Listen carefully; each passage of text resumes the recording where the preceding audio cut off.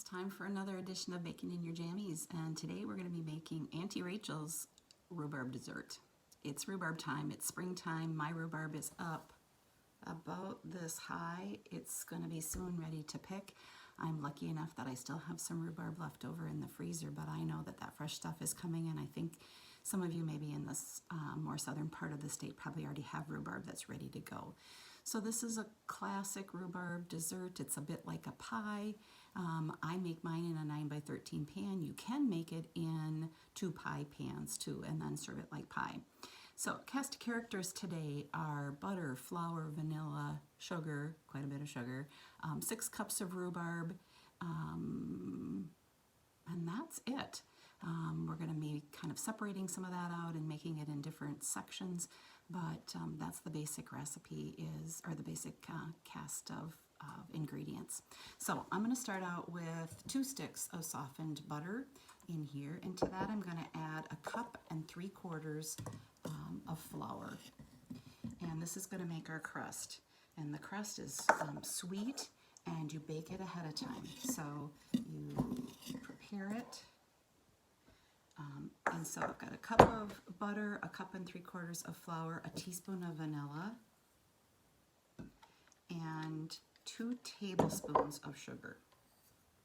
And mix this together. I'm going to try to use my pastry blender. I did order a new pastry blender from Pampered Chef, so I'm excited to get that. So we just mix this together until it's like pie crust, and then I put mine in a 9x13 pan.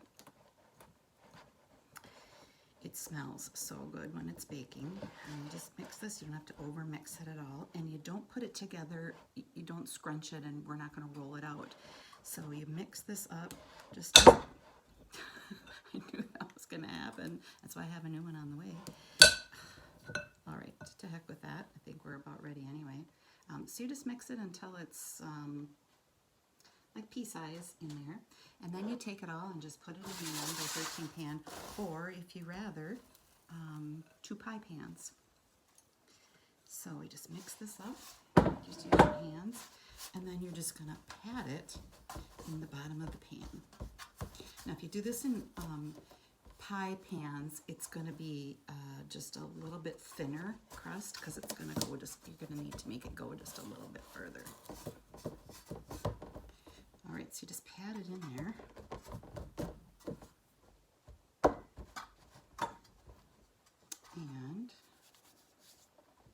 And then you're going to bake it. So you've got your oven preheated to 350. You're going to bake this for 15 minutes.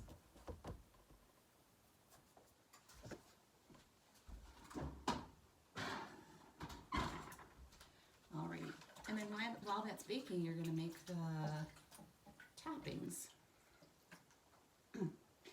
So we are going to need 6 cups of rhubarb, and I already have my rhubarb cut because it was frozen, but you're going to, if it's fresh, pull it, chop the end and the leaf off, and then cut it in about 1/4 inch or maybe just a little bit bigger slices, and then you're going to pour boiling water over that 6 cups.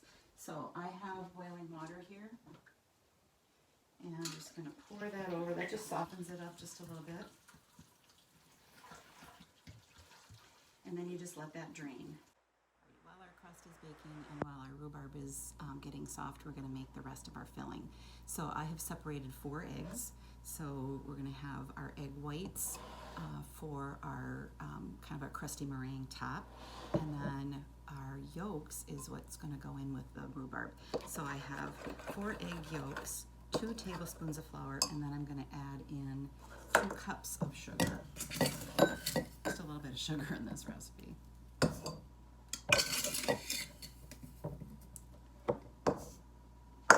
Alrighty, so we're just going to mix this together, and then this is what we're going to mix into our bowl of rhubarb.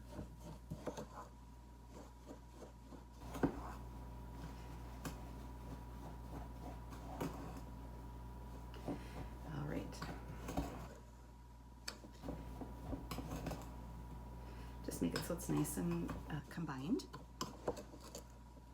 And then we're going to take that rhubarb that has been draining,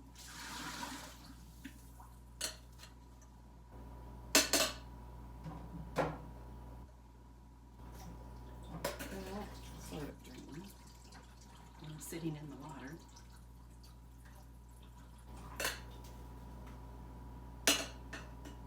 Alrighty.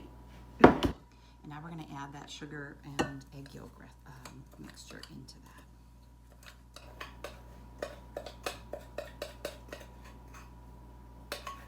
Oh, that rhubarb smells so good. Rhubarb is truly a springtime tradition. Just wait for that rhubarb. And how many different rhubarb recipes do you have? Oh my gosh. Love making rhubarb. Anything. Rhubarb crumble, rhubarb crust, rhubarb cake, rhubarb coffee cake. We've already made that, haven't we? Rhubarb pie. All right, so now you're just going to mix this together. And when our crust is baked, we'll pour that over the top. Alrighty, our crust is almost done baking. We've got our filling ready to go with our rhubarb, our egg yolks, our flour, and our sugar. And now I'm going to just whip up a little bit of the meringue topping. So I have those 4 egg whites that we had separated out. And you can use your mixer if you want, but this does not have to make meringue, peak meringues. I just beat it until it's fluffy. Sorry for the noise.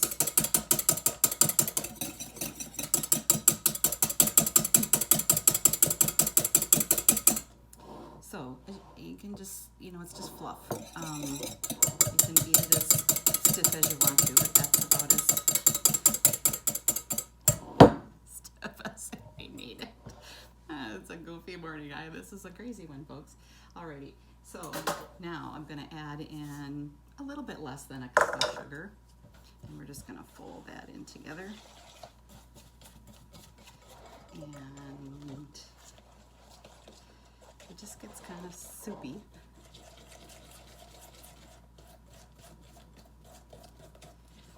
Alrighty, so that's going to be our meringue topping now.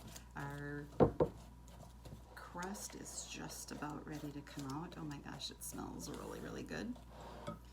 And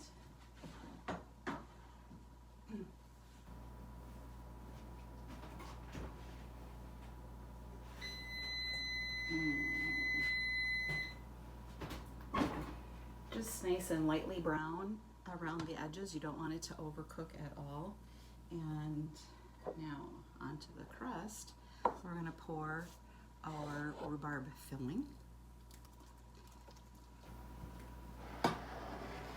Alrighty, so we just pour that on. All that good sugar in there. Alrighty, and just spread. It's a little bit wet, but that's okay. We've got flour in there, and that's going to thicken that all up. Alrighty, and then we're going to take that meringue that we just whipped together.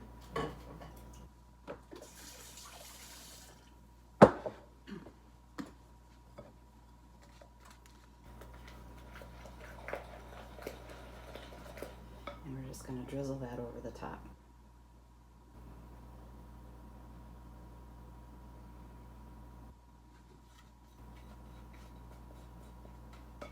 So this isn't a classic meringue, like a lemon meringue pie meringue. You just want to kind of spread that. So just on the top there, and that'll just bake up to be kind of a nice little crusty top.